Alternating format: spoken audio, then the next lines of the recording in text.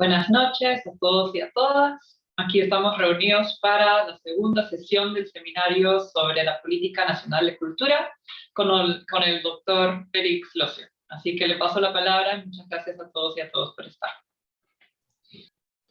Gracias, Alex. Gracias nuevamente a la Maestría en Estudios Culturales por activar este espacio para discutir la Política Nacional de Cultura del 2030.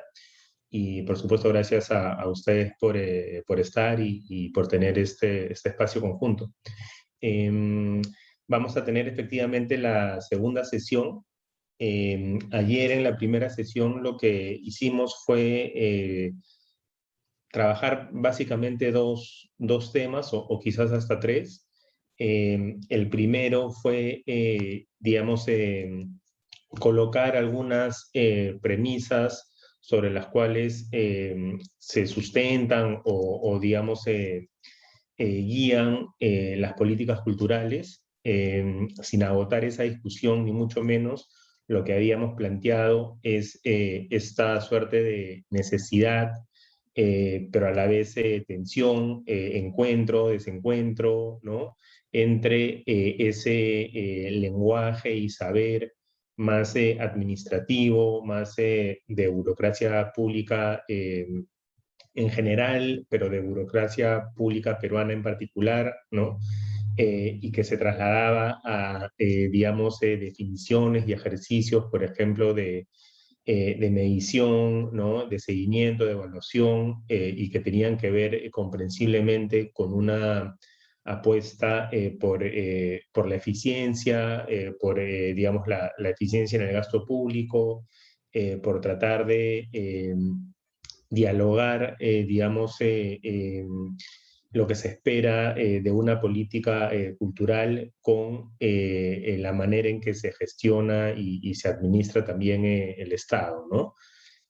Habíamos dicho eso, pero a la vez, por supuesto, habíamos dicho que lo que no se podía, sin lugar a dudas, descuidar era justamente la dimensión política de la política pública, ¿no? Es decir, identificar siempre ese horizonte o esa visión de colectivo, de sociedad, de sujeto, de vínculos sociales, ¿no? En un contexto específico para desde allí pensar en pues, transformarlo, en fortalecer la ciudadanía, en revisar nuestros modelos identitarios, ¿no? Digamos, pensar la potencia de la cultura desde una opción, por supuesto, democrática y de ampliación de ciudadanía y demás, ¿no? Entonces, habíamos dicho en primer lugar en la sesión de ayer que estos dos mundos, de alguna forma, están allí y forman parte de los enfoques y definiciones de política cultural desde sus inicios con UNESCO, hasta nuestros días, ¿no? Y que, bueno, a partir de esa premisa o de esa idea, digamos, era interesante o era necesario también justamente revisar nuestra política nacional, ¿no? Eso fue la primera parte de la sesión de ayer, y la segunda parte fue ya más, digamos, evidenciar o comentar cuál fue ese contexto reciente a nivel nacional, sobre todo en materia cultural, ¿no? Y sobre todo en materia de la institucionalidad cultural pública, ¿no? Y más o menos habíamos dicho que básicamente durante el 2010 a 2020, ¿no? Habíamos tenido un contexto, creo yo, favorable para digamos, para el diseño y la aprobación de una política nacional de culturas, ¿no? Porque básicamente fue un contexto de ampliación de la institucionalidad cultural, de la producción de nueva información sobre el sector a nivel nacional, regional, local, ¿no? De la aparición de nuevos actores culturales desde la sociedad civil, redes, colectivos, ¿no? y en general de la evidencia de una necesidad por contar finalmente con este tipo de política pública, ¿no? Ello, por supuesto, como lo vamos a continuar viendo ahora, pero ya desde el propio documento de la política, ello desde, digamos, la evidencia de un contexto mayor, ¿no? Económico, político, social, por supuesto, digamos, débil, ¿no? Inestable digamos, sujeto a constantes crisis, ¿no? Que fue ya claramente evidenciado precisamente en ese tránsito de la etapa última, de ya la casi aprobación de la política, y su finalmente aprobación digamos, primera etapa o primeros meses de, eh, digamos, ser pública, ¿no? Entonces, claramente hay un contexto ahí mayor de inestabilidad y de precariedad, ¿no? Y eso es un poco con lo que juega, digamos, el tiempo, espacio, desde donde se empieza a aplicar, de hecho, la propia política, ¿no? Y probablemente sea así, pues, el contexto durante los años inmediatos también, ¿no? No sé si con la misma intensidad, pero difícilmente desde una estabilidad pues, absoluta, ¿no? Y sin mayores sobresaltos. Bueno, habíamos dicho eso y habíamos finalmente terminado la sesión con un par de preguntas, ¿no? Una primera que era quizás más de fondo y digamos que por supuesto no vamos a resolver aquí, pero que sí era importante tenerla presente como para que acompañe un poco estas sesiones y sobre todo ya nuestras reflexiones propias posteriores, ¿no? Que era, digamos, pensar sobre finalmente cuáles los resultados mayores o los logros, ¿no? De las políticas culturales en general, después de casi 60 años de institucionalidad cultural pública, digamos, de desarrollo de distintas políticas culturales, ¿no? Y partiendo también de los orígenes de sus diseños y sus objetivos mayores, ¿no? El mundo posguerra y después ya, por supuesto, de los objetivos mayores a nivel nacional, ¿no?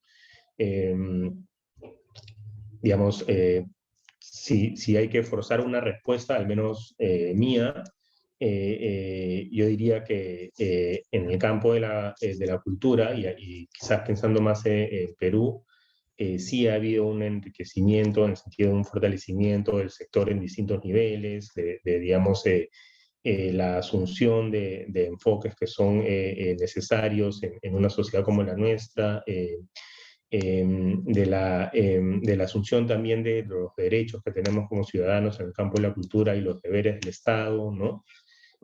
Pero también es cierto que claramente, y no tengo que decirlo, por supuesto que claramente seguimos siendo una sociedad marcada por la exclusión, la discriminación, por las múltiples barreras de acceso a los bienes y servicios culturales o a la posibilidad de creación, ¿no? Eso, por supuesto que todavía existe, ¿no? Pero bueno, me parecía importante compartir esa pregunta como más de fondo para problematizar, digamos, el propio campo de las políticas culturales, ¿no? Pero también, y aquí ya paso a compartir el PPT, habíamos planteado una pregunta más específica que era justamente cuál es el problema de la política cultural, ¿no? ¿Cuál es ese problema que el Estado peruano tendría o tiene que afrontar en el campo de la cultura, digamos, dentro del horizonte temporal que se ha planteado, ¿no? Un breve paréntesis. Hubo un par de preguntas que voy a responder mejor en el momento que sea más acorde de la sesión de hoy, que tenía que ver solo las menciono para las personas que preguntaron y no hubo tiempo al final, que tenía que ver con una ampliación sobre el programa Puntos de Cultura y su relación con la política nacional de cultura y demás, y con una estrategia puntual que es de otorgar bonos a los creadores culturales, a los artistas, y también a la ciudadanía en general para el acceso y el consumo cultural, ¿no? Es una estrategia muy puntual de financiamiento a la creación y al acceso cultural que efectivamente, como planteaba, me parece que era René, no sé si está por acá, que efectivamente hay algunos países que en su momento la han desarrollado, como Brasil y me parece Uruguay, ¿no? Entonces, quizás cuando lleguemos a, al tema de la identificación de los problemas, lo trabaja un poquito más, ¿no? Pero bueno, entonces digamos, nos habíamos quedado un poco con esta pregunta, ¿no? ¿Cuál es ese problema público en cultura que afecta al ciudadano? ¿Cuál es ese problema que el Estado peruano en vínculos con otros actores debe atender, ¿no? Entonces, sobre la base de esta pregunta vamos a ir desarrollando la sesión de hoy. La sesión de hoy va a trabajar sobre todo ya propiamente el documento y en particular la identificación del problema público, la, la explicación digamos, de ese problema en cuanto a sus causas y factores, ¿no? Factores explicativos, y la metodología digamos, de diseño de la política y la evidencia de la magnitud del problema este que se plantea, organizado desde los tres campos o subsectores que estructuran, digamos, la administración cultural pública, ¿no? Y en realidad un poco el sector, ¿no?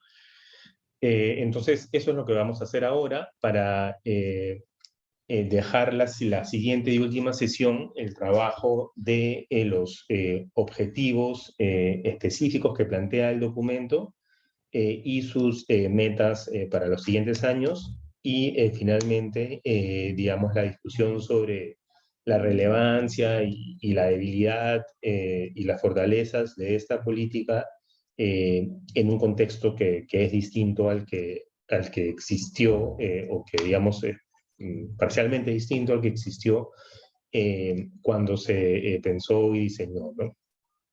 Entonces, eso vamos a tratar en la siguiente sesión. Entonces, bueno, tenemos el documento, ¿no? Primero, el marco general y metodología, y digamos, sí quería decir también que esta sesión probablemente sea un poco más, quizás que administrativa también, en el sentido de que lo que vamos a hacer es ir revisando el documento, ¿no? Entonces, vamos a revisar, por supuesto, algunos contextos y demás, pero es meternos un poquito más al detalle, ¿no? Entonces también van a haber quizás a veces mucha información, muchos datos, pero de eso se trataba justamente la apuesta de este seminario y esta sesión en particular. Entonces, digamos, metiéndonos al documento y a los antecedentes y contextos que el propio documento plantea, ¿no? El documento, digamos, parte de dos puntos de partida, ¿no? El primero tiene que ver con digamos, definir al Perú como un país pluricultural y multiétnico, y con afirmar la idea de que la diversidad cultural es lo que une, digamos, al país, ¿no? Lo que integra al país, lo que lo define, ¿no? Y es desde de afirmar esa diversidad cultural que el Perú, pues, se puede potenciarse a nivel ciudadano, a nivel de circulación de bienes y servicios culturales, a nivel digamos, fortalecimiento de relaciones sociales, de reducción de la discriminación y demás, ¿no? Entonces creo que es digamos, es una narrativa de país que claramente se ha posicionado no solo en este documento, ¿no? Sino un poco en el tiempo actual, ¿no? Después claramente uno puede discutir, y además el documento lo hace, ¿no? Que por supuesto seguimos insertos en un país marcado por la violencia y la desigualdad, ¿no? Pero en todo caso, ese es un punto de partida del documento, ¿no? La diversidad cultural nos une. Y otro punto de partida es la evidencia del vínculo entre cultura, ciudadanía y desarrollo, ¿no? Y desarrollos en realidad en plural, ¿no?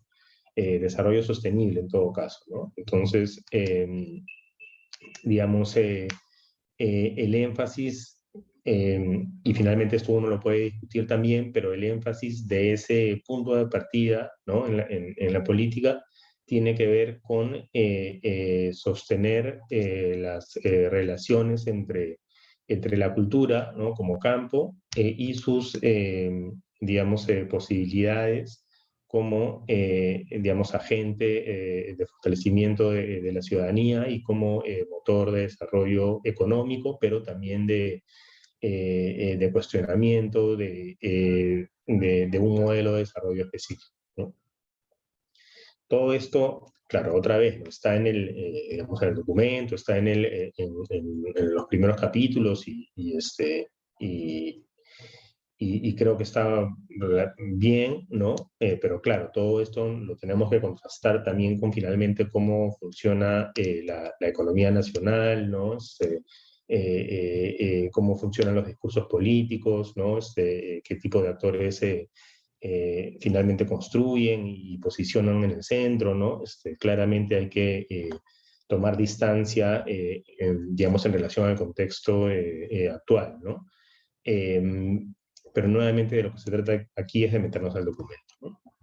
Entonces, esto como punto de partida y también la evidencia de las desigualdades, ¿no? Desigualdades estructurales, económicas, sociales, educativas y desigualdades históricas, discriminación, exclusión, ¿no? Que además se va a trasladar, como vamos a ver, a la evidencia ya en el propio terreno cultural o en el propio campo de los campos que son gestionados públicamente por el Estado, ¿no? En materia cultural. Y bueno, un contexto más reciente de un periodo de posviolencia, ¿no? Y por lo tanto la importancia de trabajar las memorias, ¿no? Entonces, bueno, tenemos eso como digamos, luces del contexto que plantea el documento, ¿no? Después, metiéndonos ya más propiamente digamos, en la metodología y en las definiciones propias de la política, ¿no? ¿Por qué el 2030, no?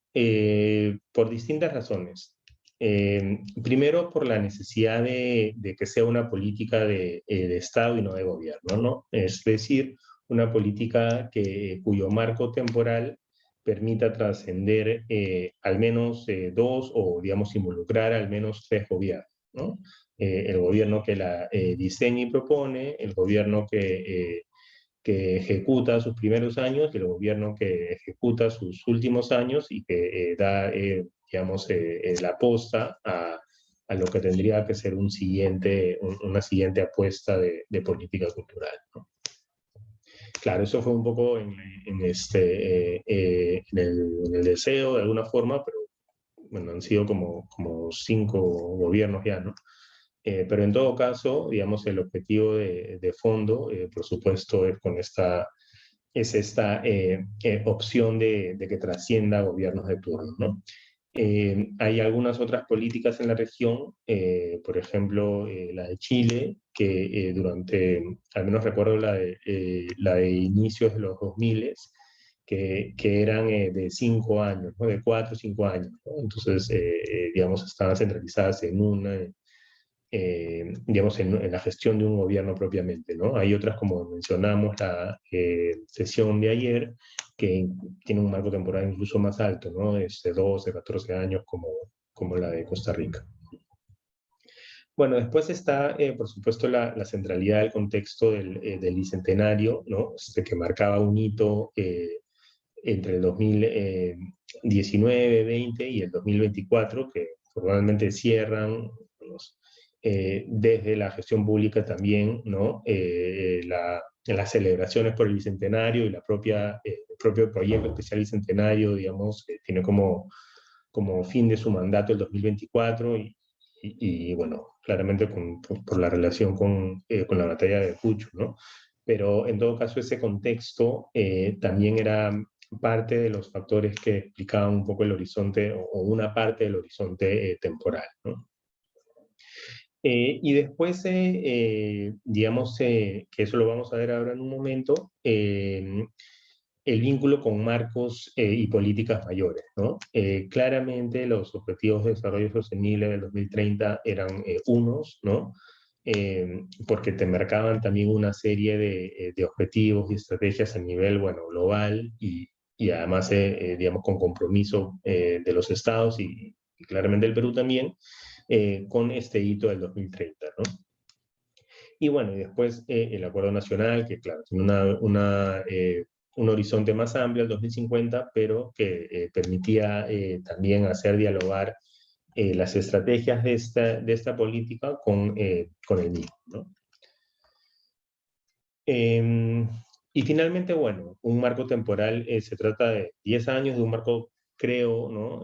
Temporal adecuado para implementar, ir midiendo, reformular, ¿no? Y evaluar, digamos, este proceso de estrategias y acciones públicas en el campo de la cultura, ¿no?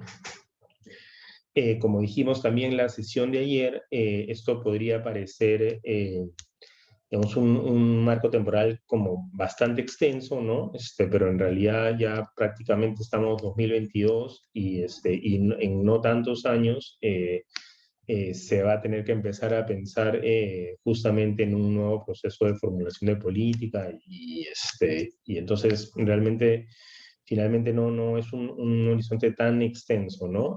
Pero sí creo que da un marco de tiempo adecuado para justamente su implementación, revisión y evaluación.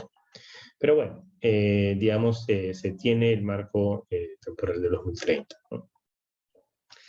Y vinculado a ello, digamos, y también por ahí salieron algunas de las preguntas de la sesión pasada,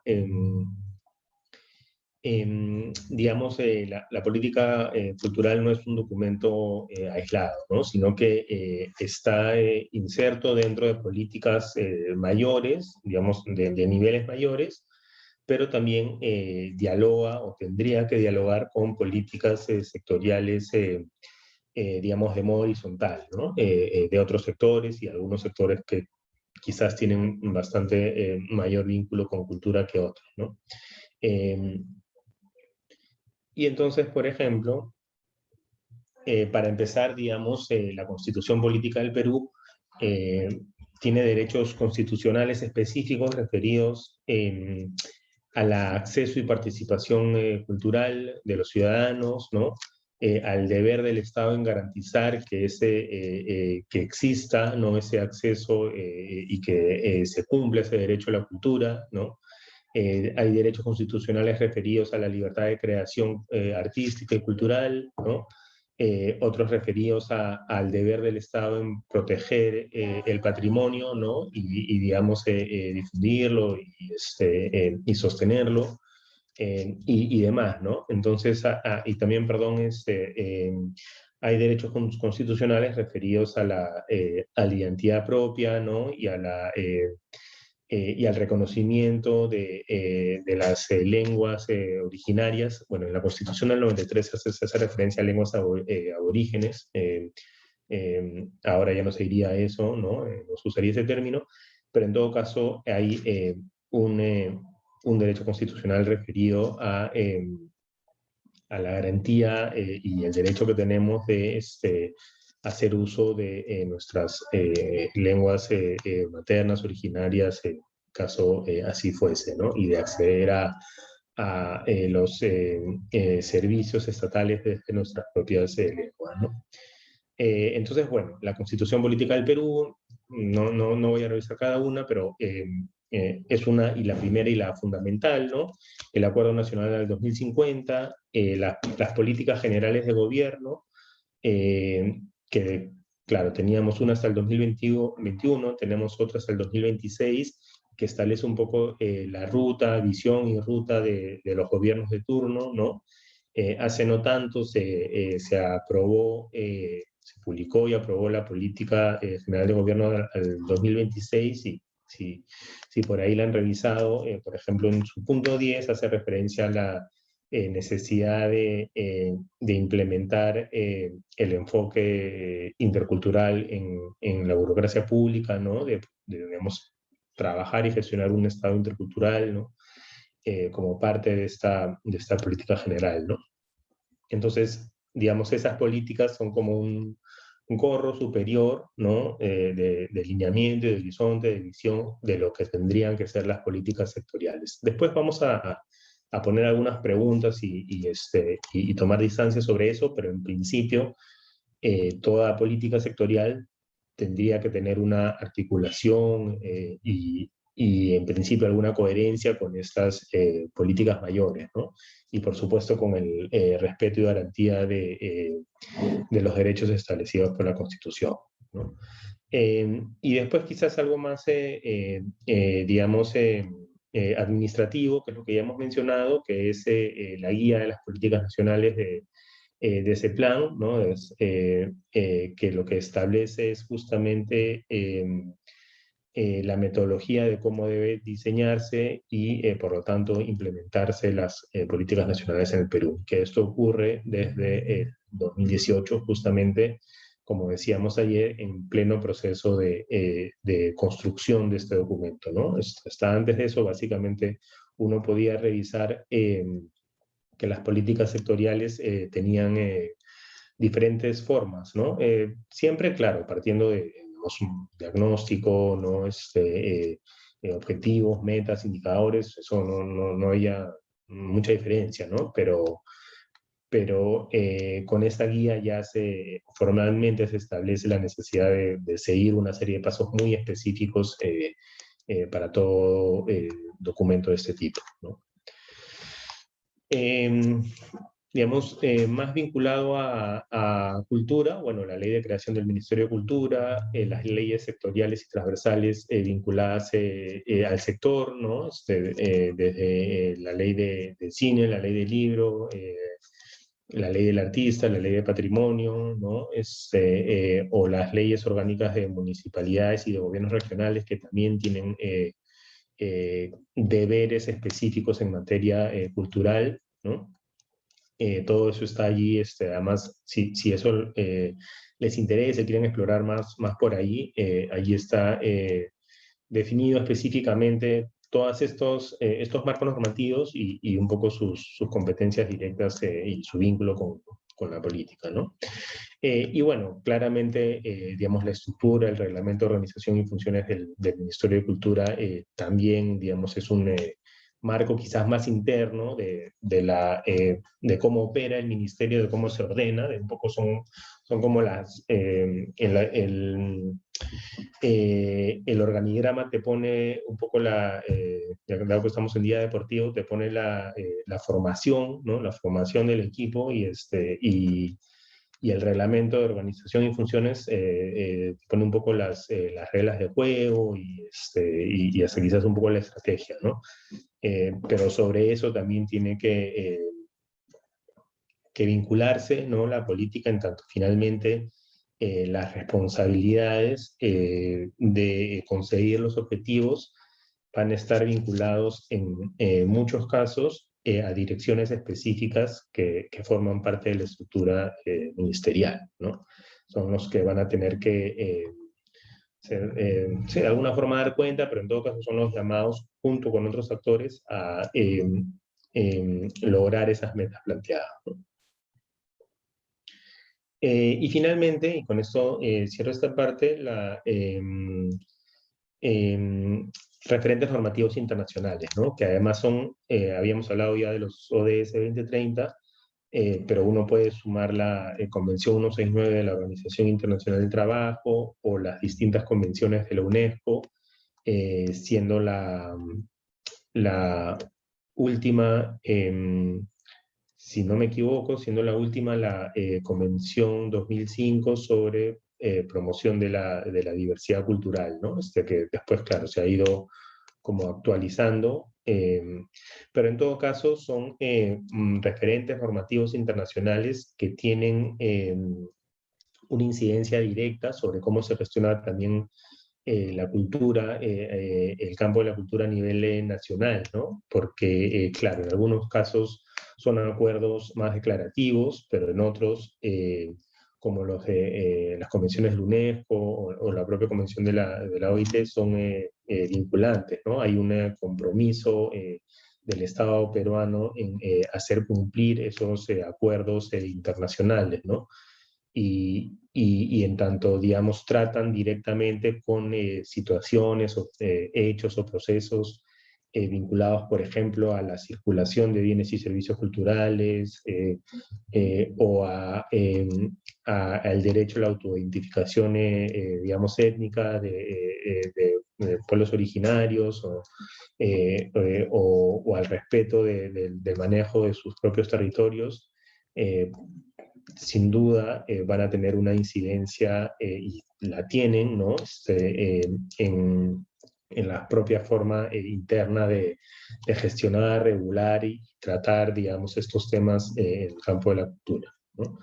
Entonces, es importante creo, ¿no? Que es importante hacer referencia a este cuerpo de marcos normativos internacionales, nacionales de un rango mayor, y nacionales, digamos, del sector, porque son los que van a acompañar, guiar, ¿no? O con los que hay que vincularse también con este documento. Entonces, bueno, eso, claro, eso es, hay que decirlo así, ¿no? Es necesario, digamos, tener una coherencia y una articulación con las políticas públicas que hemos mencionado y con los marcos normativos que hemos mencionado, ¿no? Pero también hay que preguntarse, digamos, si, por ejemplo, se respetan y siguen lo planteado en el Acuerdo Nacional, si las políticas de gobierno planteadas, digamos, hasta el 2021 o hasta el 2026 se han mantenido y se mantendrán, ¿no? Si incluso los propios objetivos de desarrollo sostenible se van a cumplir. Ya se discute, por ejemplo, digamos, la posibilidad de ampliar la fecha de los ODS, ¿no? Porque difícilmente, creo, no lo digo con ninguna evidencia, pero revisando y sabiendo las metas de los ODS, creo que no se van a cumplir para el 2030, ¿no? En menos de 10 años, ¿no? Entonces, digamos, lo decía también un poco para llevarnos esas preguntas, ¿no? Y estas dos preguntas, ¿no? Se parte de la premisa que cualquier documento de política pública en el Perú tiene que articularse y ser coherente con esta serie de marcos normativos, ¿no? Pero también es necesario preguntarse qué ocurre, ¿no? O digamos, desde qué posición mirar, ¿no? O cómo finalmente gestionar este documento cuando finalmente esos marcos mayores o no se cumplen o cambian o hay tantos procesos truncos, ya no solo de cultura, ¿no? Sino de institucionalidades y políticas y procesos mayores, ¿no? Incluso a nivel global, ¿no? O regional.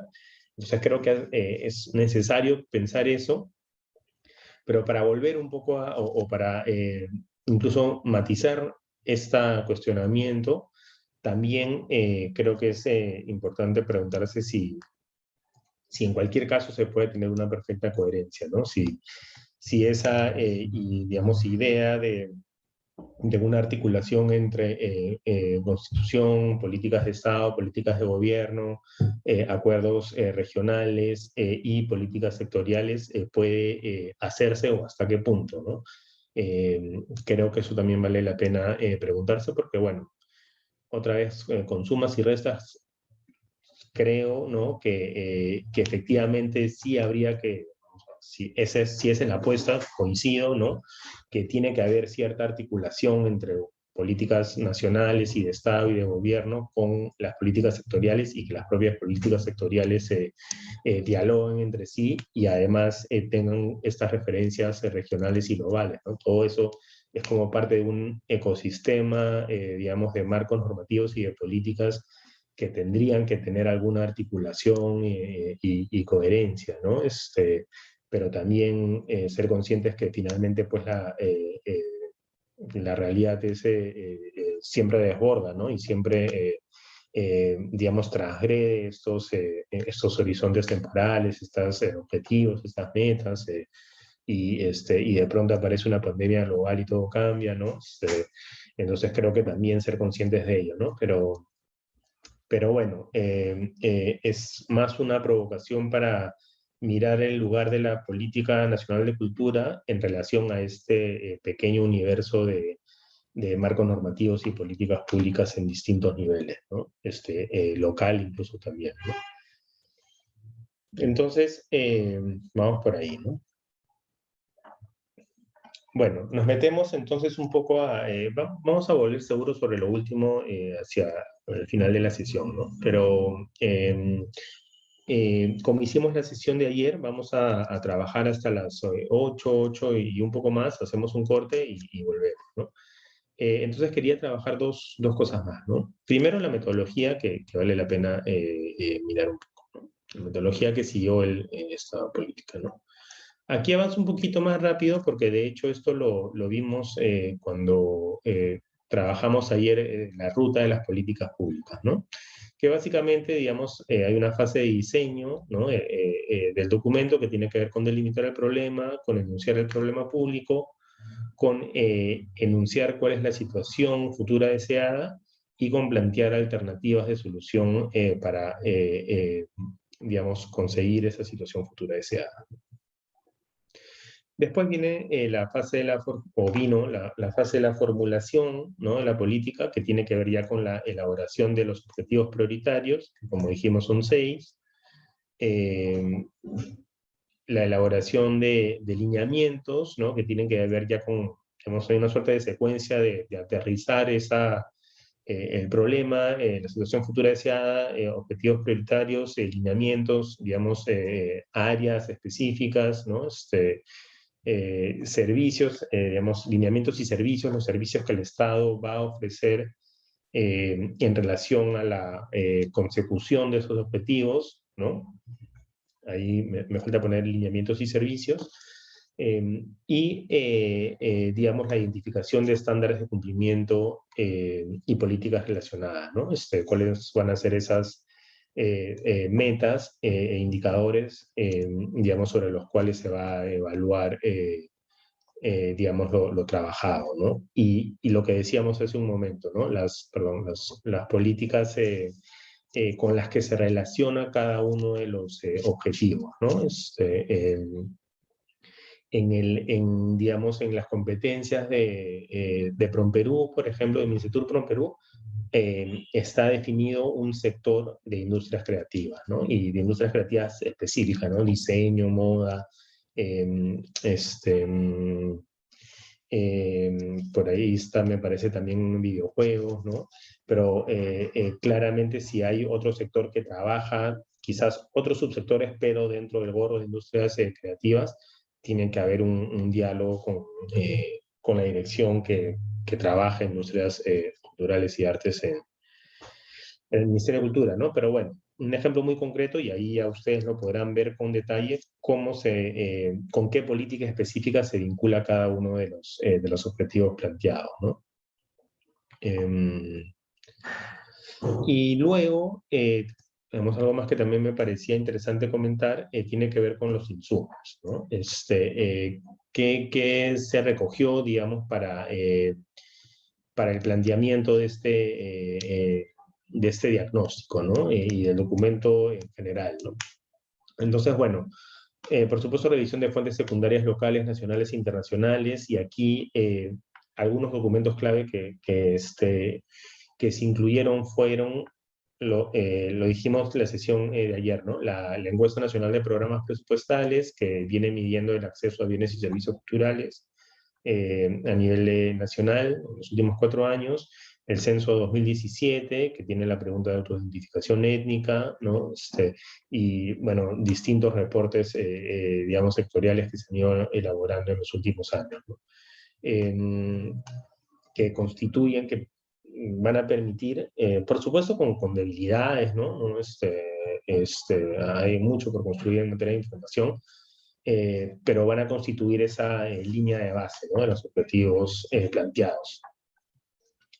Después, bueno, encuentros en distintos departamentos del país con una diversidad de actores culturales locales, ¿no? Entrevistas a profundidad, mesas de trabajo con especialistas, ¿no? Digamos, por sector, otra vez, las 3 columnas, ¿no? Patrimonio, interculturalidad, industrias culturales y artes, ¿no?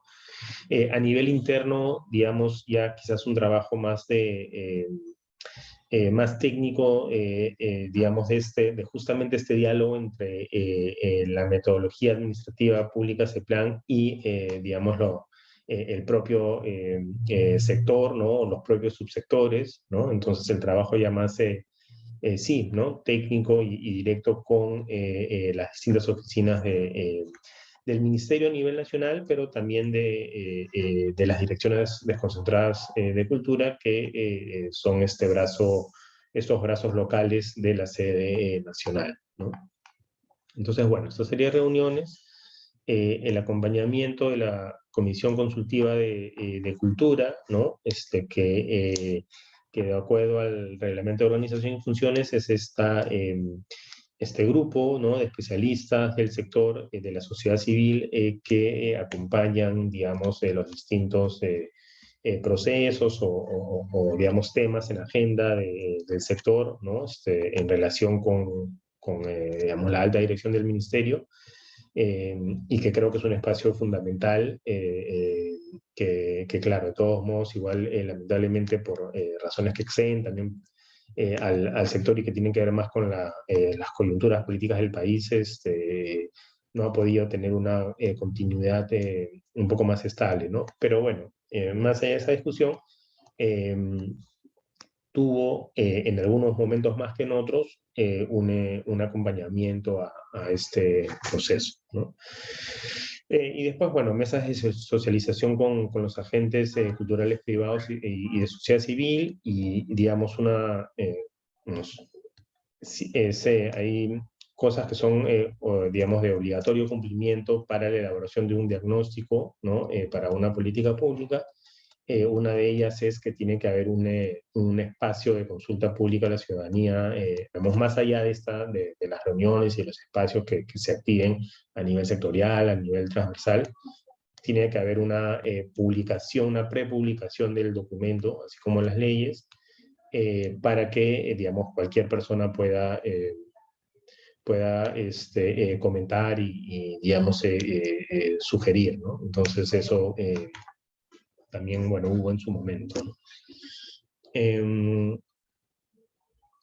Y, digamos, creo que eso nos lleva también a otro grupo de preguntas, ¿no? Que tienen que ver con el proceso, digamos, de elaboración del diagnóstico y del diseño de la propia política, ¿no? Y además, un poco recogiendo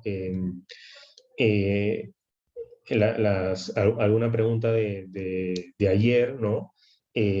Aquí es donde hubo algo más, si me fuerzan a un comentario, digamos, ahora, hubo algo más de cuestionamiento al proceso, ¿no? Es decir, de pensarlo todavía, ¿no? Como un proceso que no necesariamente recogió la participación de los distintos actores, ¿no? Entonces,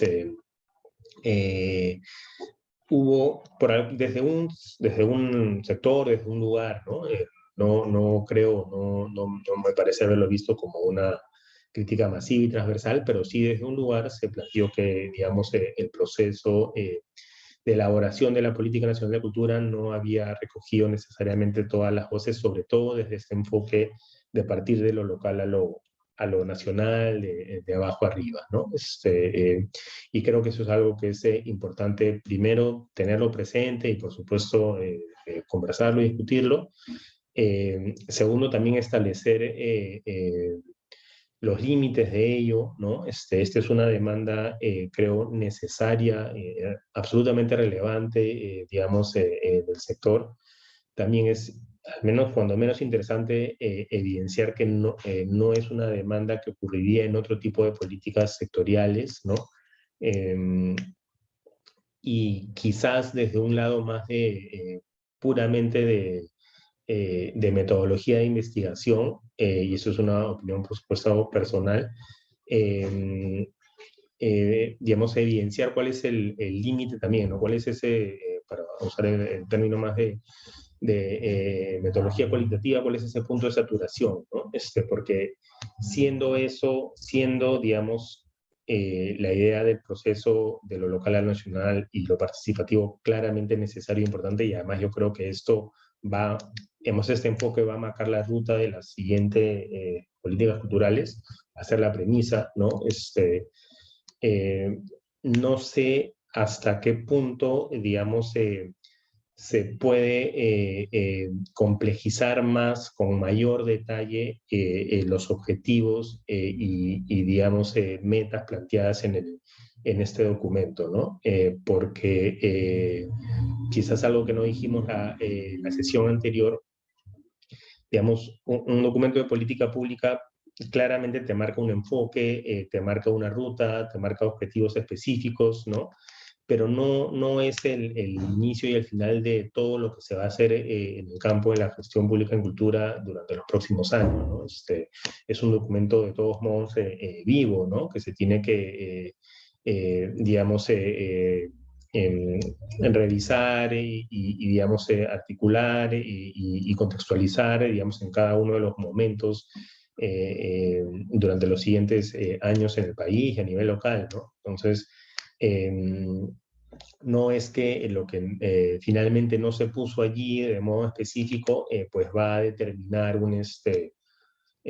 un cambio sustancial en el sector, ¿no? Creo que es lo suficientemente flexible, siendo que te marca un horizonte específico, lo suficientemente flexible para que, digamos, se trabaje y se implemente desde lo que vaya ocurriendo en los próximos años también, ¿no?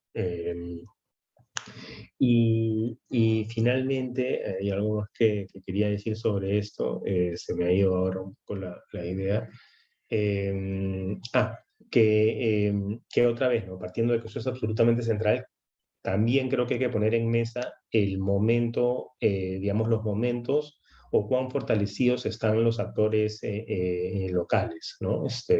Desde la gestión pública, desde la gestión, digamos, de la sociedad civil y privada, ¿no?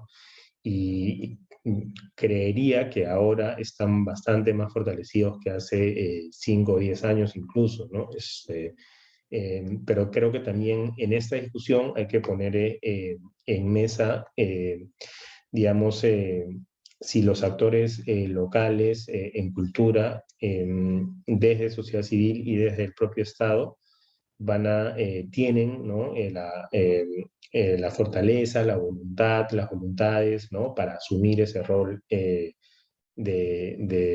diseñar y gestionar e implementar, digamos, una política cultural que se piense desde lo local al nacional, ¿no? Habiendo dicho eso, creo que efectivamente es un enfoque que tiene que asumirse y tiene que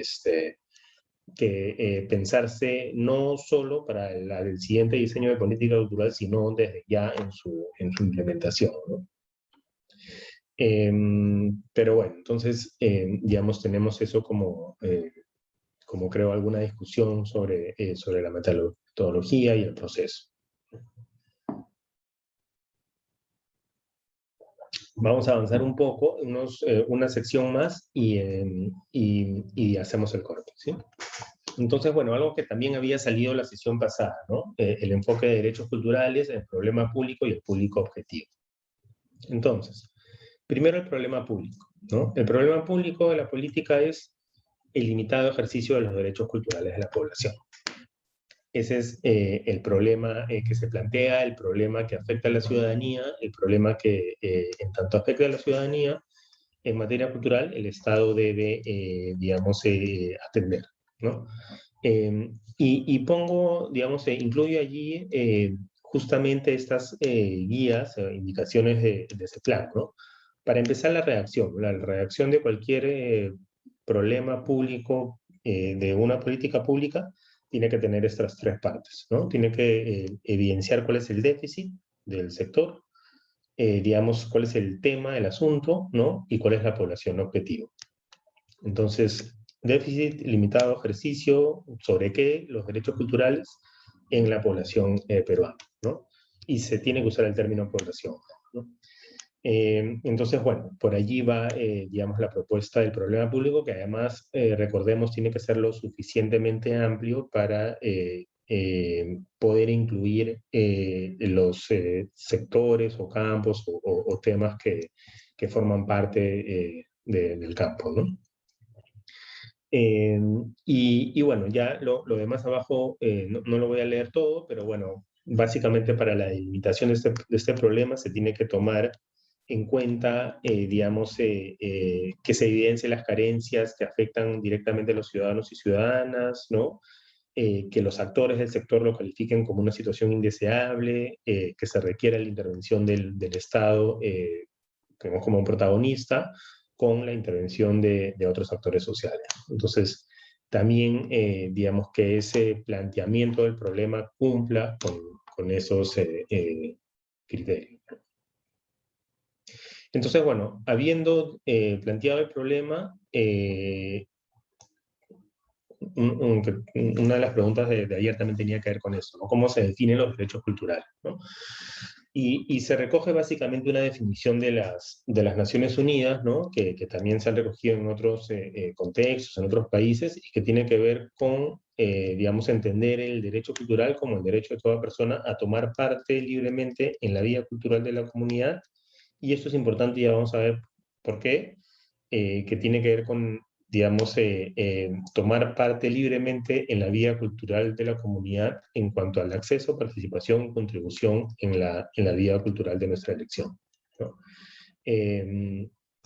Y después, bueno, digamos, se suma a esa definición los derechos, libertades, responsabilidades de un individuo, de un colectivo, para elegir y expresar su identidad cultural y demás, ¿no? Pero quería centrarme en esto de acceso, participación y contribución. Y finalmente el concepto de cultura, que como imaginarán, ¿no? Tiene que ver con, digamos, una definición que incluya, es una definición de UNESCO, ¿no? Que incluya, digamos, tanto el campo de las creaciones, digamos, materiales, simbólicas, de las artes, las letras, ¿no? Y demás, pero, y también, digamos, los estilos de vida, los modos de vida, las formas de ser y estar en el mundo, los valores, las tradiciones y otras, ¿no? Después hay una ampliación de la definición y, digamos, no es solo esta cita, pero básicamente creo que nos ayuda a entender esas como patas conceptuales desde las cuales se orienta el documento, ¿no? Bueno, entonces tenemos el problema, tenemos los enfoques y digamos, el objetivo general, ¿no? El centro de la política nacional de cultura es el ciudadano, ciudadana, siempre orientado hacia ese problema que afecta al ciudadano, la ciudadana. Dijimos la sesión pasada que cualquier problema que tenga que ver con la gestión de la administración pública, como la falta de información, no es un problema del ciudadano, es un problema del Estado, y por lo tanto no se puede plantear como un objetivo a resolver, ¿no? Se puede plantear como una causa que explica, digamos, el problema, ¿no? La ausencia de, digamos, un enfoque de gobernanza y la falta de información es una causa que explica, digamos, el limitado acceso a servicios culturales, ¿no? Por decirlo de alguna forma, algún ejemplo, ¿no? Entonces, bueno, el centro es el ciudadano-ciudadana, ¿no? Y, bueno, un poco lo mismo, la ampliación del problema planteado, ¿no? El problema público son las limitaciones que tenemos para ejercer nuestros derechos culturales, ¿no? Entendiendo derechos culturales, digamos, estos derechos para acceder, participar y contribuir en la vida cultural. En la vida cultural, desde la diversidad, desde la heterogeneidad heterogeneidad multiétnica y cultural, ¿no? Además, derechos que están garantizados constitucionalmente, ¿no? Siendo como, siendo además una política de obligatorio cumplimiento, ¿no? Tendrían se establece que tienen que cumplirse de modo obligado, digamos, estos objetivos, estas metas, ¿no? Pero claramente decirlo no es una garantía que ocurra, ¿no? Pero en todo caso, probablemente sí lo es. Y dos cositas más y hacemos el corte. Entonces, ¿cuáles son esos derechos culturales, ¿no? Habíamos dicho que el enfoque, digamos, del término tenía que ver con esos tres ámbitos, ¿no? El acceso, la participación y la contribución a la vida cultural. Que, digamos, si quieren, digamos, desde un lugar podemos verlo como digamos, ámbitos que van intensificando el lugar que uno ocupa en el campo de la cultura, ¿no? El acceso a la vida cultural tiene que ver más, digamos, con un sujeto, bueno, vamos a ponerlo así para entender la figura, pero claramente no es estrictamente así, ¿no? Pero un sujeto más pasivo, de alguna forma, ¿no? De esos derechos que son constitutivos, ¿no? Pero que tienen que ver con esa recepción de, por ejemplo, educación, formación, información, comunicación, nuevamente, no nos quedemos con la imagen del sujeto, digamos, que solo recibe, pero que tiene que ver un poco, digamos, con esa línea, ¿no? Porque cuando hablamos y se cruza, por supuesto, ¿no? Cuando hablamos de participación en la vida cultural, se hace referencia digamos, al derecho bueno, justamente por ejemplo, acceder y disfrutar del patrimonio cultural de la nación, de apropiárselo socialmente, por supuesto, digamos, desde la defensa y el cuidado, ¿no? Pero hacer parte de esa vida cultural, digamos, expresado en el patrimonio, en los bienes y servicios culturales, ¿no? En las creaciones individuales y colectivas, ¿no?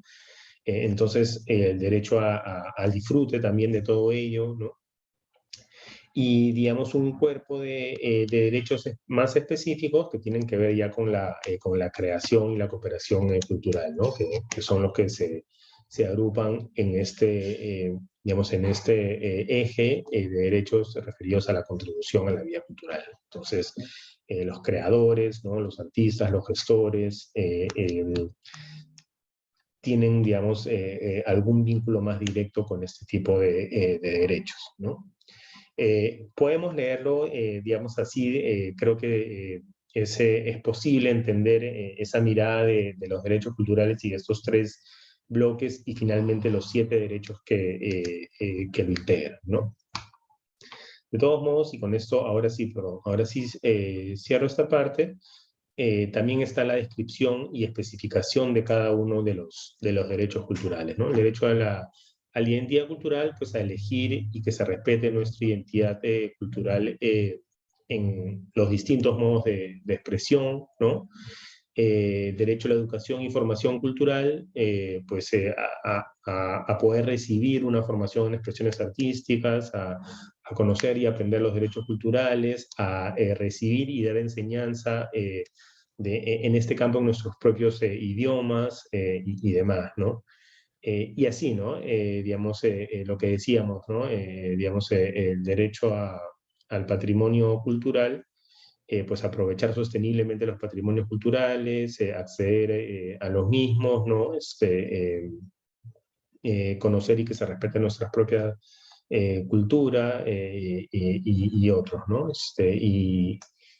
Y creación, para ir, si quieren, a un ejemplo de este tercer bloque, creación, el derecho a la creación cultural, pues el derecho a poder expresarnos y crearnos artísticamente de modo libre, ¿no?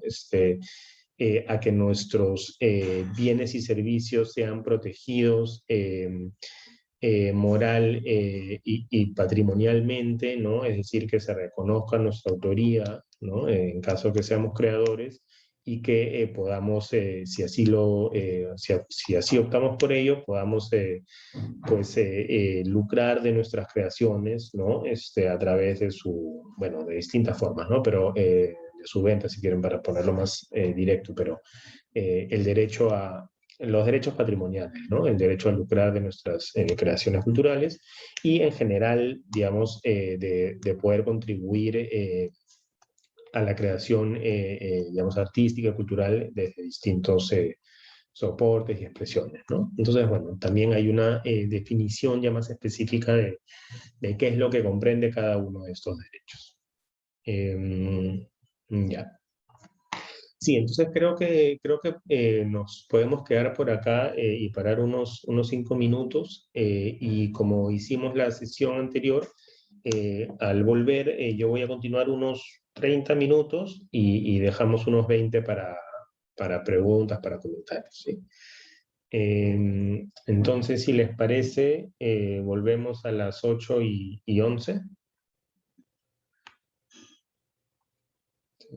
Bueno, volvemos entonces.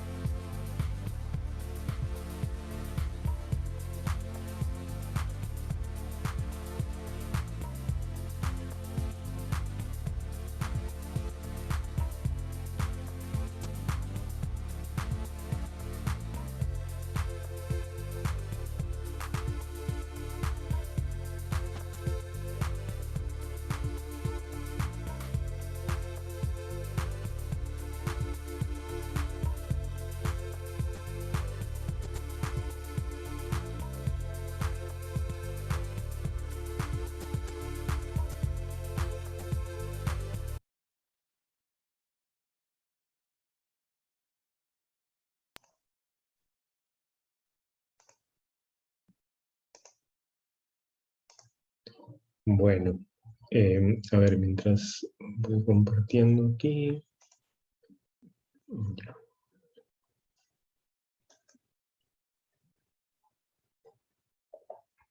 Bueno, entonces seguimos y, perdón, y listo. Entonces teníamos la definición, digamos, la identificación, caracterización, descripción de los 7 derechos culturales.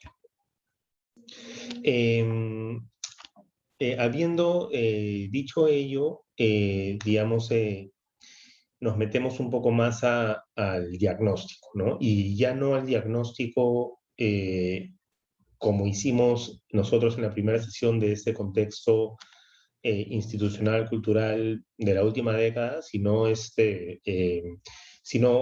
bastante más detallado y en función de, nuevamente, esta guía metodológica de la política pública.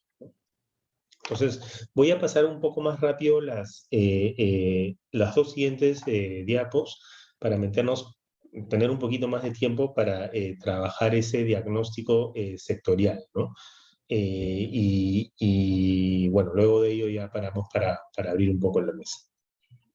Entonces, lo primero es, bueno, los factores explicativos del problema público, ¿no? Entonces, habíamos dado un ejemplo, ¿no?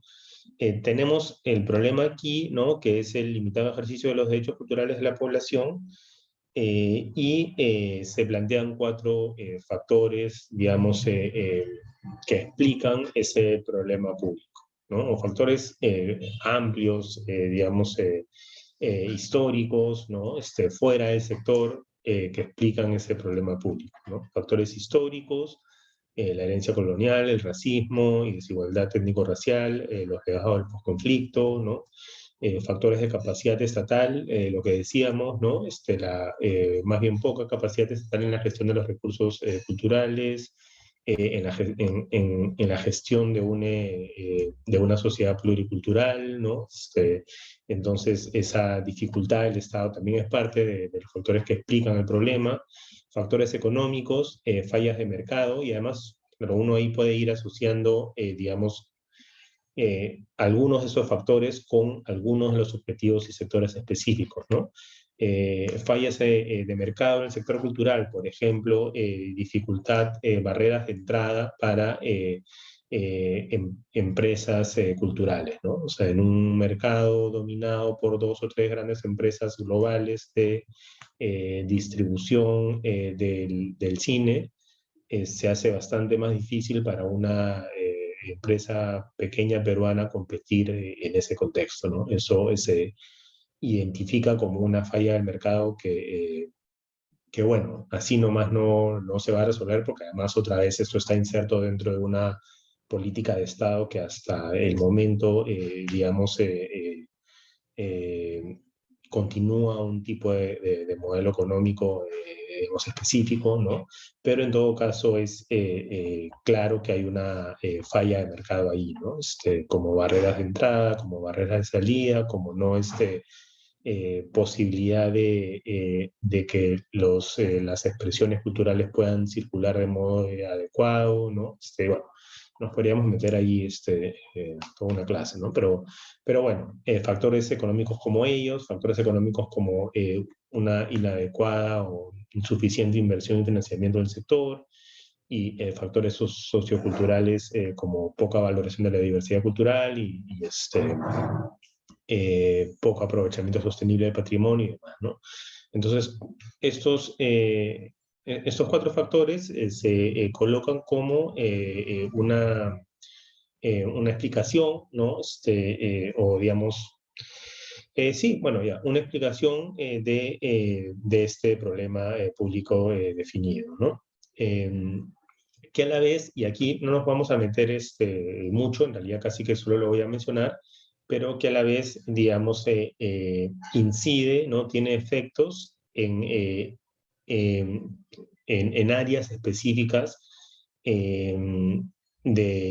pues, del colectivo, de la sociedad, de la economía, ¿no? En su relación con cultura, ¿no? O sea, afecta, digamos, los procesos de inclusión social, afecta, digamos, el vínculo con el territorio y el ambiente, afecta también la economía, afecta el desarrollo de una ciudadanía intercultural y de la propia gobernanza democrática, ¿no?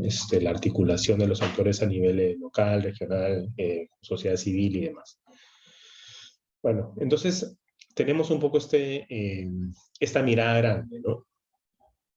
Perdón, pero también tenemos ya una mirada un poco más aterrizada, ¿no? No es muy, digamos, es distinta a la anterior, pero digamos en la misma lógica de entender los factores que explican el problema, en este caso evidenciado por un árbol de problemas. Es decir, el problema público y empezar a ir hacia atrás y hacia adelante, ¿no? Hacia atrás evidenciando sus causas directas y para cada una de las causas directas, causas indirectas, ¿no? Es como casi que también de alguna forma causas que explican la causa directa, ¿no? Y efectos de ese problema, ¿no? Que tienen que ver con esto sí casi directamente, ¿no? Con lo que hemos dicho hace un momento, ¿no? De cómo afecta, digamos, este problema a distintas áreas de desarrollo, ¿no? De gobierno y de, digamos, vida y ciudadanía en el Perú, ¿no? Entonces, bueno, ya esto sí no los voy a leer, pero digamos, el ejercicio aquí fue plantear cuáles eran esas causas indirectas que construían o que incidían en una causa específica que ya directamente, digamos, incidía en el problema público, ¿no? Bueno, entonces tenemos ello y en los 10 o quizás 15 minutos que nos quedan, quería trabajar, bueno, dos cosas más, ¿no? Uno, primero, la población objetivo, y dos, que eso lo decimos creo que rápido, y dos, la magnitud del problema. Vamos a empezar con interculturalidad, ¿no? Si no nos da tiempo ahora, la siguiente sesión continuamos con patrimonio y artes, pero bueno, vamos a ver hasta dónde llegamos. Entonces, bueno, la población objetivo son todos los peruanos y peruanas, ¿no? Que en el censo del 2017 digamos, se identifica como 31 millones de peruanos y peruanas, ¿no? Básicamente, que haya un limitado ejercicio de derechos culturales de la población, evidentemente afecta a la totalidad de la población peruana, ¿no? A la vez el documento, creo que con no mucho énfasis, pero de todos modos está allí, digamos, se señala que siendo esta la población objetivo, es decir, todos y todas, hay particular atención desde el ejercicio de políticas afirmativas a grupos específicos, ¿no? A población afroperuana, a pueblos indígenas y originarios, a mujeres y a otros grupos vulnerables, ¿no? Y para cada uno, digamos, se coloca el porcentaje sobre el total de la población nacional, ¿no? Pero, bueno, eso tengo yo también que revisarlo con más detenimiento, ¿no? Pero igual es una invitación a que lo hagamos, creo que no hay mayor énfasis en ello, ¿no? Aunque después claramente en los objetivos, después, perdón, sí, en los servicios que se indican a trabajar, sí, en algunos casos hay especificaciones sobre servicios directamente dirigidos a pueblos indígenas, a población afroperuana o a otros grupos vulnerables, ¿no? Pero en todo caso creo que no es algo que finalmente como veo yo también el documento, ¿no? Pero no es algo que se haya levantado tanto eh, como documento transversal. Después hay que recordar que además hay también, o hubo antes de este documento políticas públicas para la población afroperuana, política nacional de lenguas originarias, ¿no? Entonces, para ponerlo quizás también en contexto, ¿no? Pero bueno, tenemos ello como problema, como población objetivo, ¿no?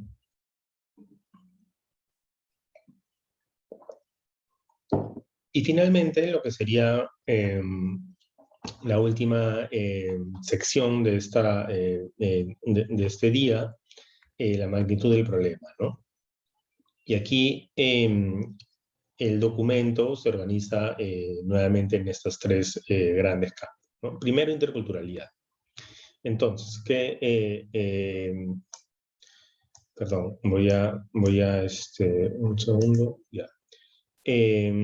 Algunos datos clave, ¿no? No todos los que están, ¿no? Pero, bueno, los datos levantados por la Comisión de la Verdad y Reconciliación en relación a las víctimas de conflicto armado interno hacia población que tuviese el quechua u otras lenguas originarias, bueno, nativas para usar el lenguaje de la época como idioma materno, ¿no?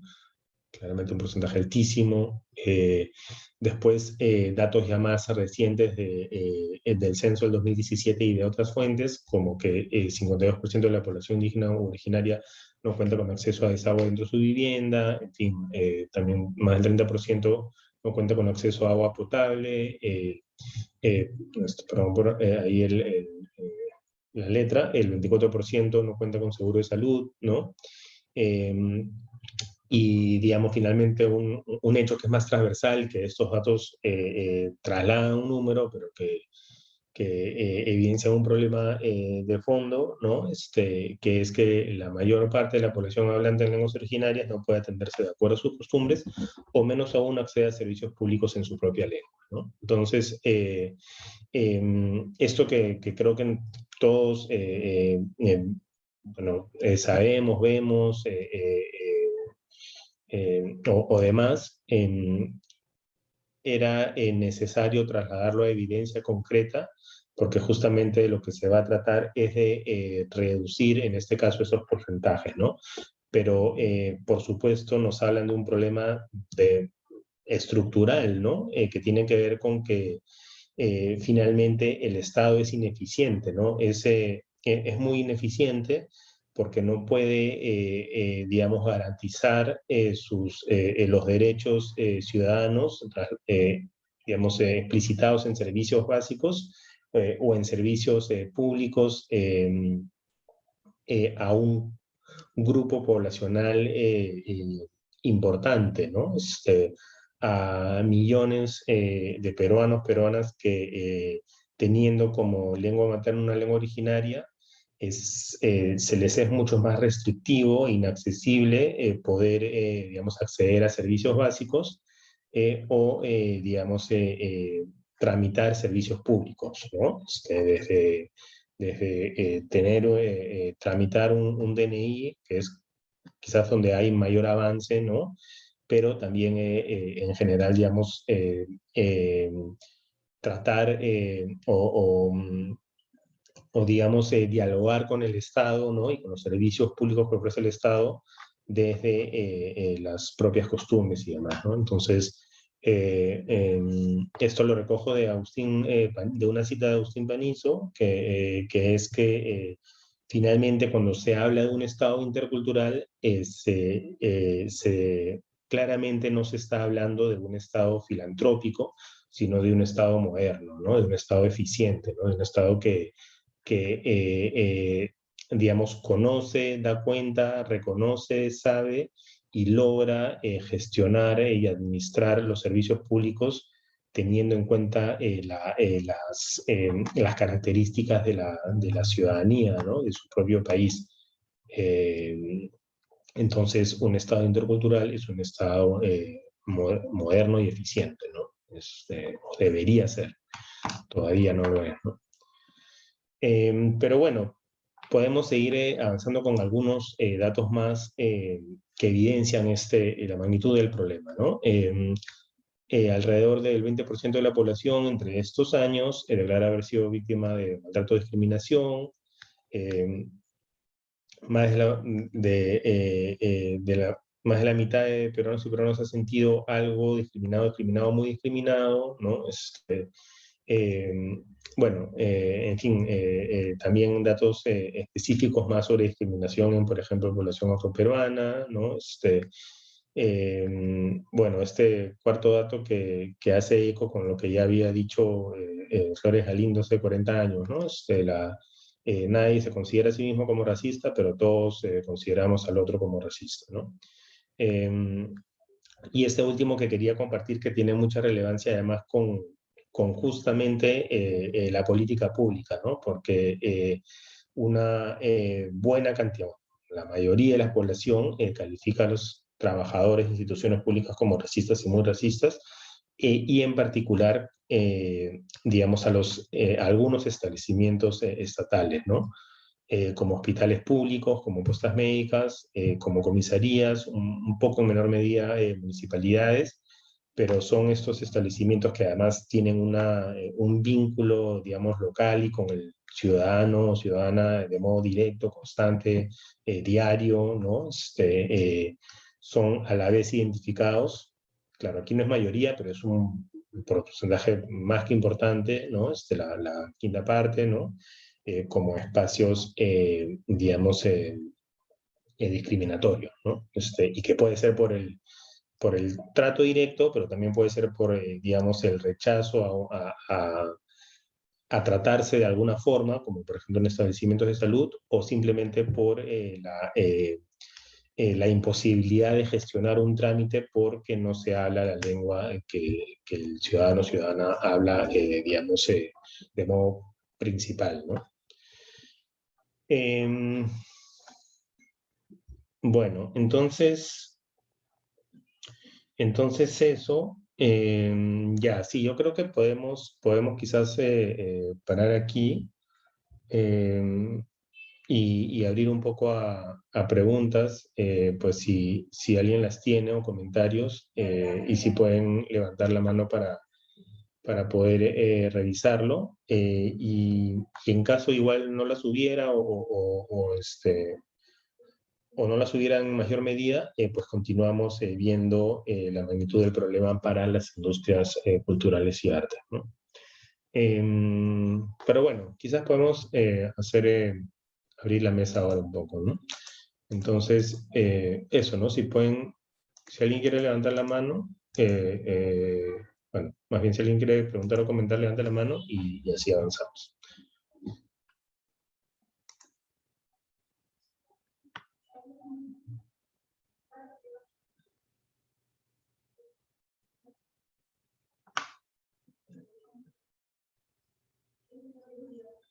Perdón, estaba viendo el chat.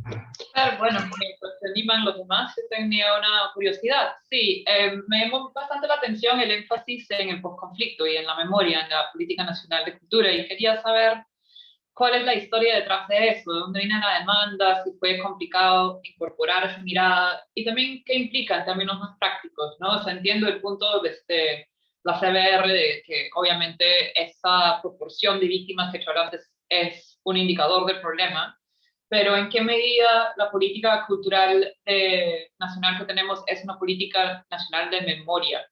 ¿Se puede decir eso? ¿O cuál sería la diferencia entre una política nacional de memoria y esta política que tenemos? Sí, mira, creo que no. Es decir, creo que no es no se puede definir o leer esta política como una política nacional de memoria, ¿no?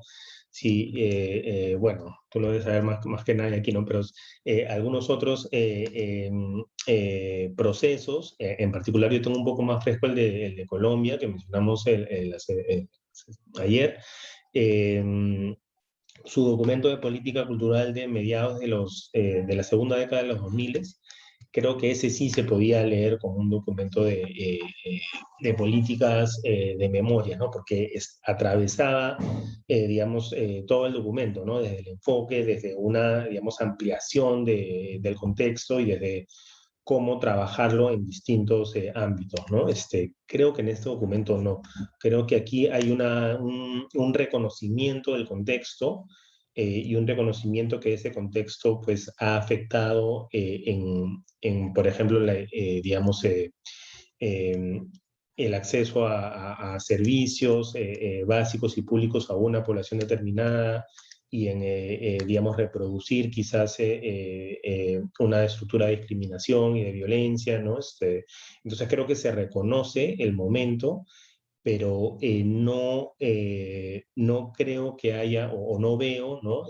Salvo algunos detalles allí, mayor traslado de eso a servicios y metas específicas, ¿no? Creo que ahí sí no está tan, no hay tanto ese traslado, ¿no? Como sí lo he podido ver en algunos otros documentos y procesos, ¿no? Sí, eso es lo que podría compartir.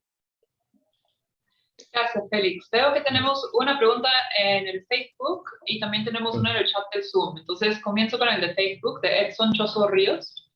Dice, quisiera saber dónde se puede conseguir el dato sobre cuánto es lo que la cultura aporta al país en cuestiones económicas, cuánto del PBI es eso, así como en otros países, sobre todo más desarrollados, una cantidad importante de su ciudadanía vive de distintos enfoques culturales y sus trabajos radican de ahí. Ya, perfecto. Sí.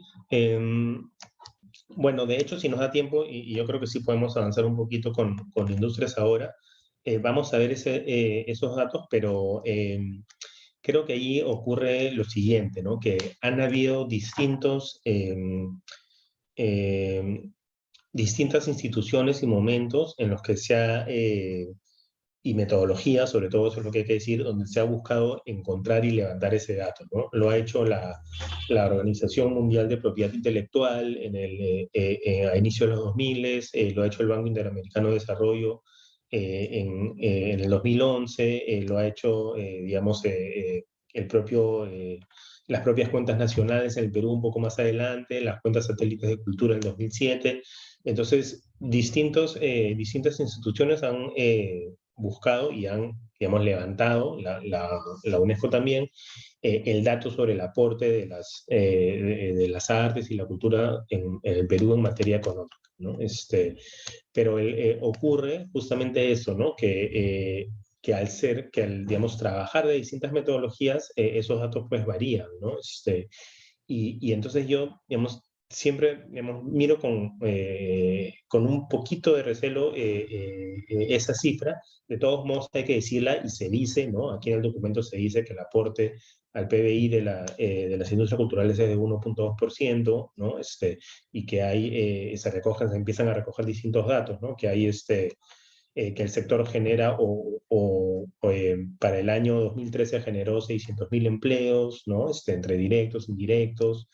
La Cámara de Comercio de Lima hace poco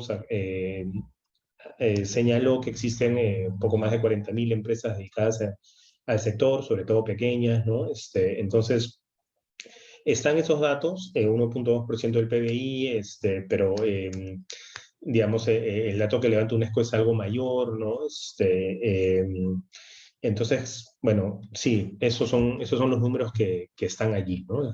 Lo que habría que hacer es, primero, revisar las metodologías y segundo, que es un pendiente, por supuesto, que haya una metodología, digamos, unificada y homogénea a lo largo de los años para evidenciar esa magnitud, ¿no? Pero bueno, eso, ¿no? En todo caso, creo que la cifra de los empleos es un poco más cercana y sí, ahí sí, en lo personal me siento más cómodo de decir que alrededor de 500.000 de empleos en el campo cultural es lo que se puede encontrar, ¿no? Pero bueno, eso. Ok, gracias, Félix. Estoy viendo en el chat, hace un rato René Castro preguntó, ¿dónde entraría el acceso a servicios públicos con enfoque intercultural?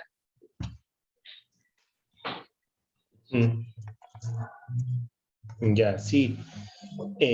Digamos, en cualquier tipo de servicio público, de servicio, digamos, que nosotros tengamos que hacer con el Estado, ¿no? Poníamos el ejemplo desde, digamos, tramitar nuestro DNI hasta hacer alguna gestión en algún ministerio o, digamos, poner una denuncia en la policía o, tratarse en un establecimiento de salud, ¿no? Digamos, la apuesta, el objetivo, lo vamos a ver ya en los objetivos, es finalmente que la evidencia de este problema y que este enfoque se traslade a servicios con pertinencia territorial, ¿no? Y con pertinencia cultural, ¿no? Y eso significa, por ejemplo, para no meternos a temas más de fondo, que hayan funcionarios y servidores públicos a nivel local y en estos establecimientos que puedan, digamos, hablar el idioma, digamos, principal del distrito, de la provincia, ¿no? O que tengan algún conocimiento básico del mismo para de arranque, digamos, reducir esa barrera, ¿no?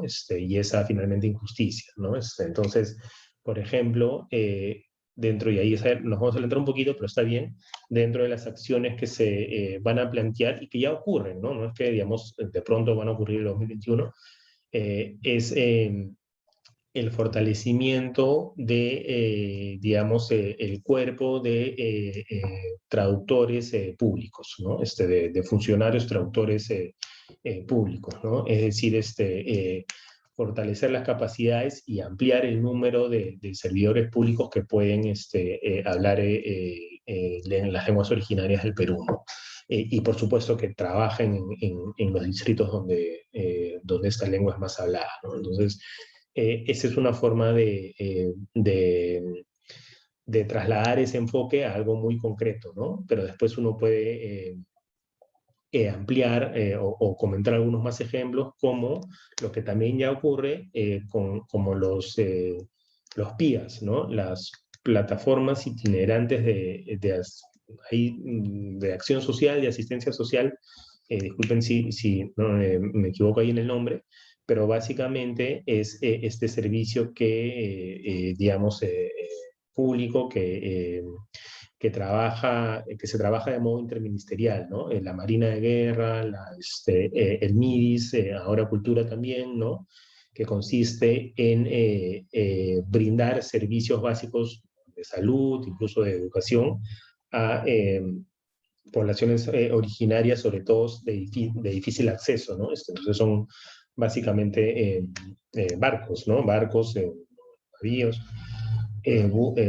que hacen llegar esos servicios que de lo contrario, digamos, no podrían estar, porque claramente pues un buen hospital o incluso buena posta a veces no está, no existe, sobre todo en este tipo de territorios, ¿no? Entonces, bueno, es como igualar la cancha, ¿no? Finalmente, ¿no? Ese tipo de servicios y accesos que un ciudadano en la ciudad, ¿no? En un distrito consolidado, puede tener de modo más accesible por distancias geográficas, por que el servidor, el funcionario habla español, ¿no?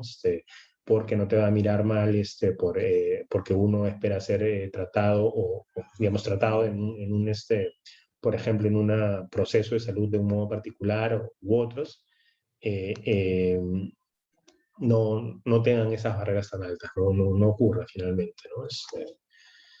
Pero eso lo vamos a detallar un poquito más cuando veamos servicios, justamente.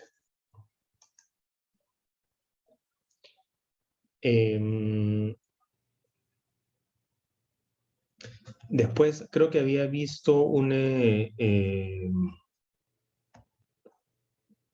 sobre los bonos, ¿no? Que es justamente, claro, habíamos dicho eso al inicio. Y también has visto basados en derechos de autor del 2008. Hay algunos reportes más recientes, pero ahí nuevamente digo, hay que ver la metodología, porque a veces se basan en datos que son del 2003, por ejemplo, ¿no? Entonces, puede haber un reporte, un artículo, un texto del 2021, pero finalmente se basan en los datos del 2003, ¿no? Entonces, eso siempre, ¿no? Revisar de dónde saca la fuente, ¿no? Del INEI, de la Encuesta Nacional de Hogares, del levantamiento que hizo UNESCO, ¿no? De lo que hizo la OMPI, bueno. Y con respecto a los bonos, que también es una de las preguntas de ayer también,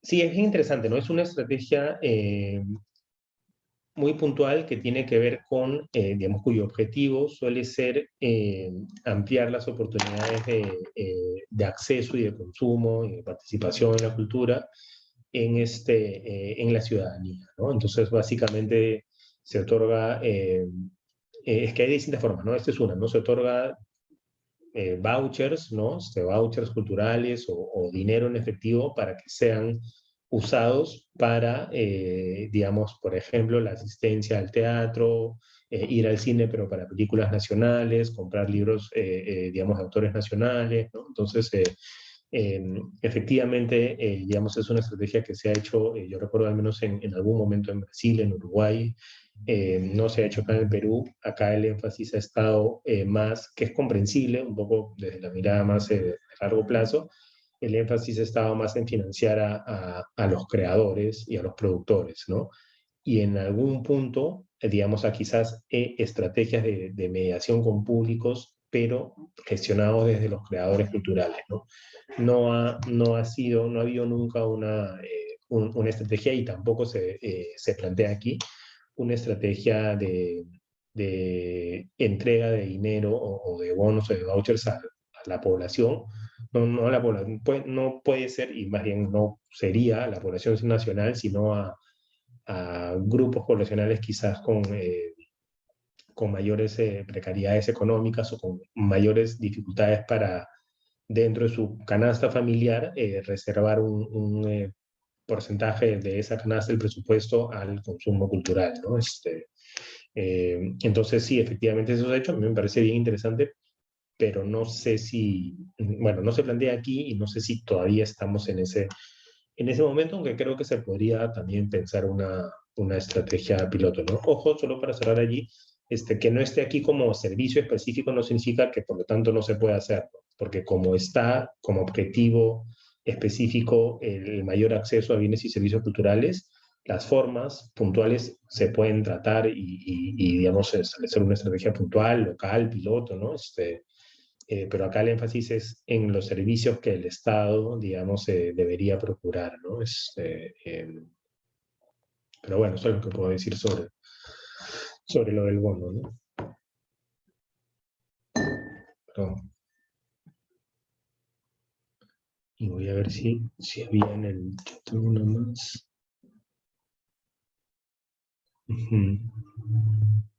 En Argentina también comentaron, en la Argentina no sabía, voy a revisar. Ojo que por pandemia se dio en algunos países se dio bonos, pero a los creadores, ¿no? A los creadores culturales, no a la población para el consumo, sino a los creadores como en Portugal, en Argentina también, como un colchón, digamos, ¿no? En un contexto de paralización absoluta de la posibilidad de generar ingresos desde la venta, desde la circulación de bienes y servicios. Todavía tenemos unos 10 o hasta un poco más de minutos, si por ahí alguien tiene alguna pregunta, y si no puedo avanzar también, para no correrla tanto la sesión de mañana. A ver, entonces, igual cualquier duda o comentario levantan la mano o comentan en el chat, pero voy avanzando entonces un poco más para ver el caso de justamente de las industrias culturales, ¿no? Y entonces, bueno, tenemos lo siguiente, ¿no?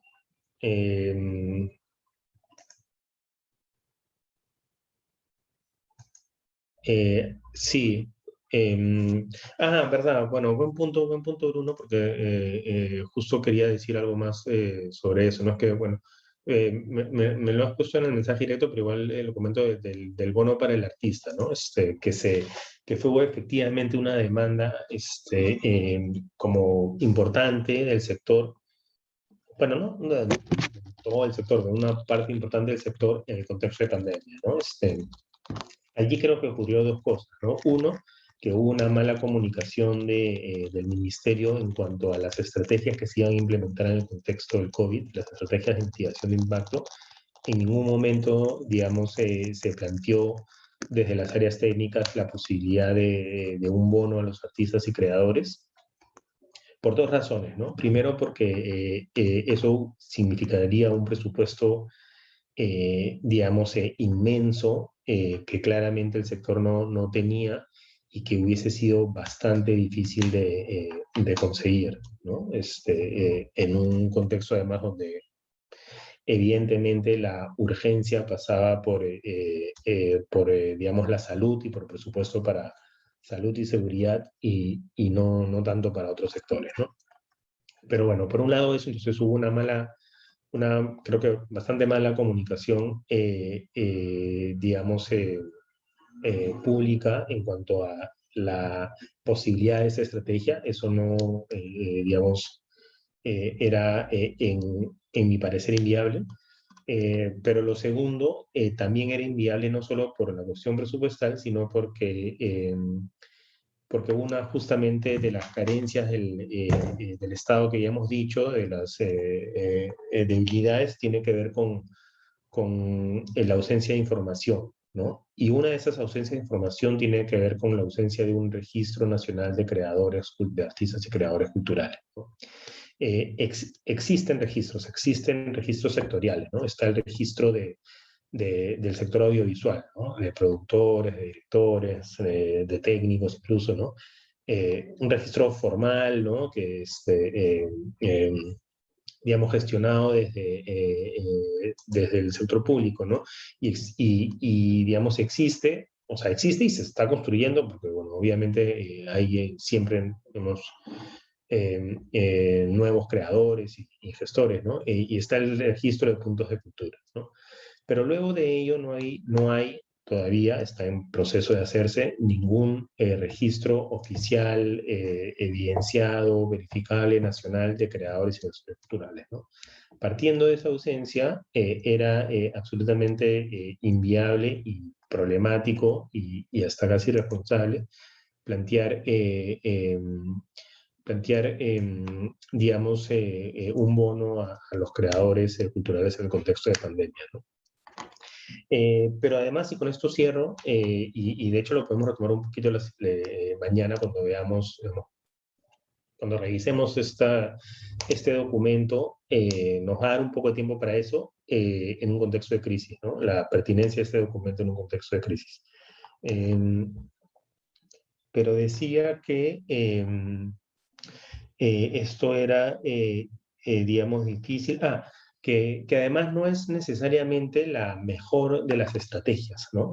Creo, ¿no? O sea, igual eso habría que verlo, revisarlo, o habrán otros que piensen distinto, pero creo yo que no es necesariamente la mejor de las estrategias otorgar un bono a los centenares de miles de creadores culturales en un contexto como el actual, ¿no? Creo que otro tipo de estrategias como las que ocurrieron eran un poco más adecuadas en el contexto que se vivió, ¿no?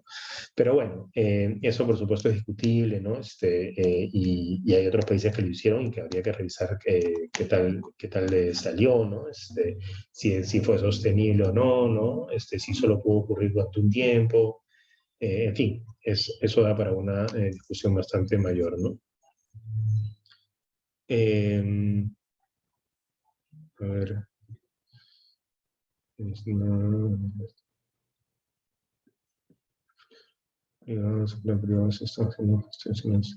Ya.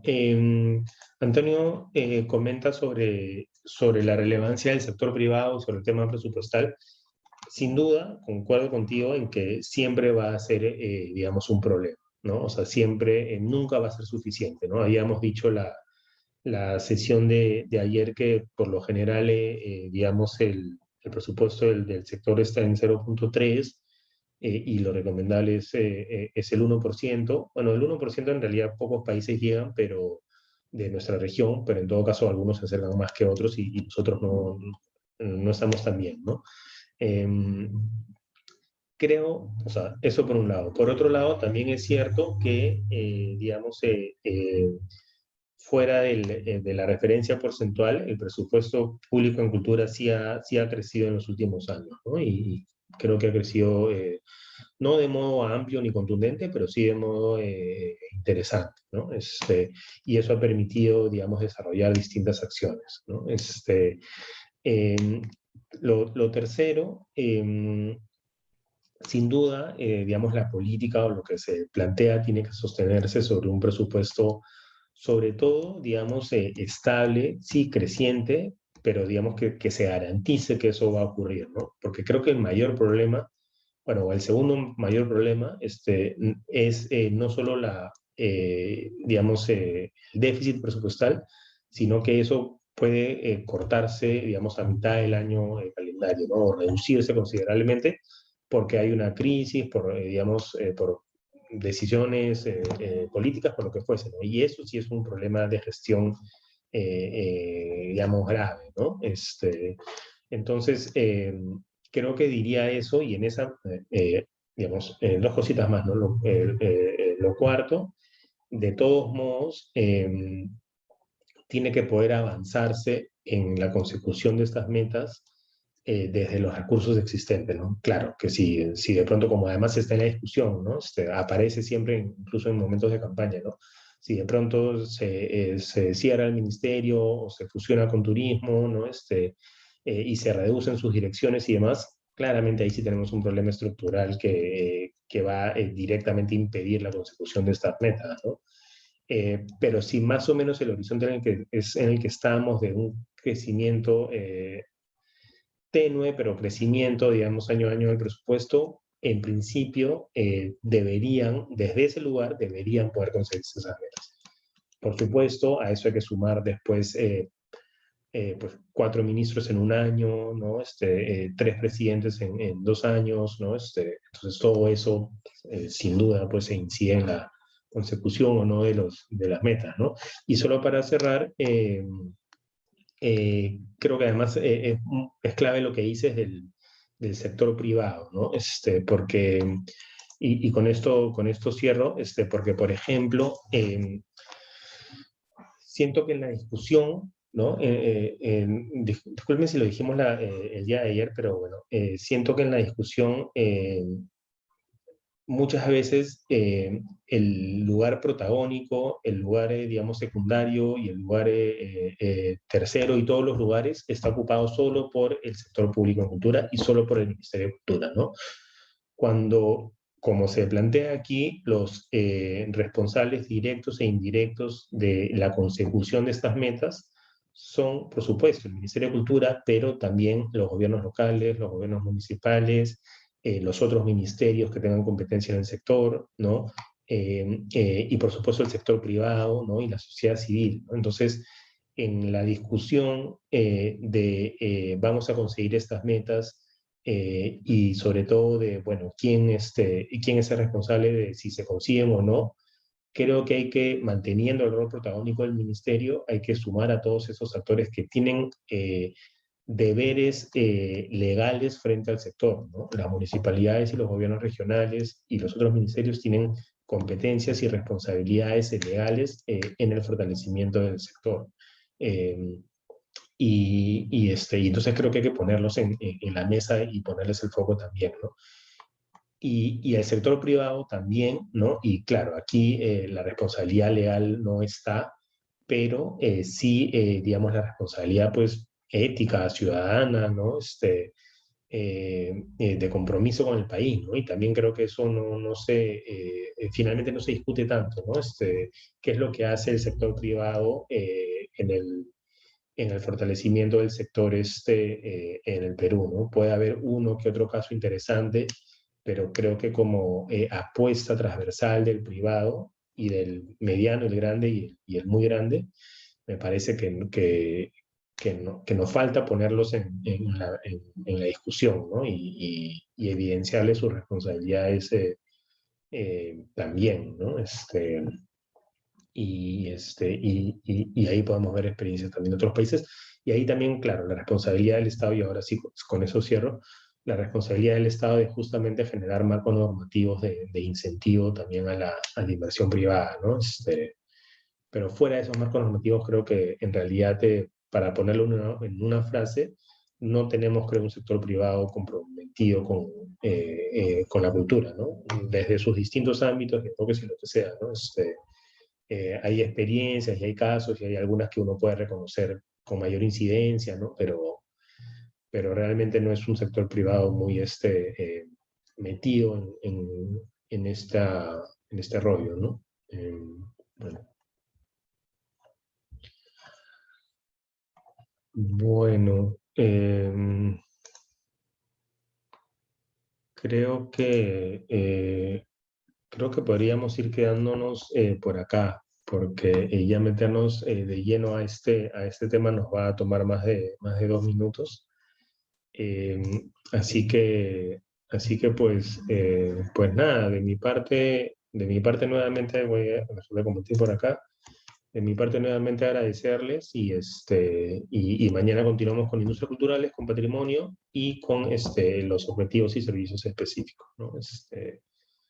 Así que nada, eso, pues gracias, Maestría en Estudios Culturales, gracias Alex, Azuko, Víctor y todas. Muchas gracias, Félix, y gracias a todos por acompañarnos. Nos vemos mañana a la misma hora para la última sesión. Chao, cuídense mucho. Chao. Cuida Perú.